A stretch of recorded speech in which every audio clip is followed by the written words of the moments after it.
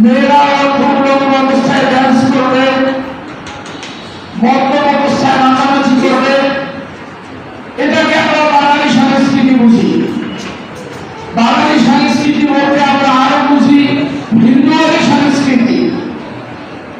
আমরা দেখেছি পয়লা বৈশাখ মেয়েরা লাল হলুদ শাড়ি পরে ভোর ফিরে রাস্তায় রাস্তায়, এটা হলো আমাদের বাঙালি সংস্কৃতি।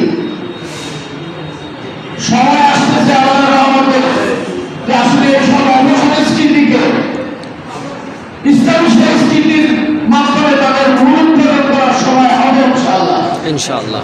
আর সেজন্য যেটা করণীয়, আজকে যারা পূজা গ্রহণ করেছে তারা তো কিন্তু গ্রহণ না করলেও পারত, কিন্তু যেহেতু তারা কিন্তু গ্রহণ করেছে আমাদের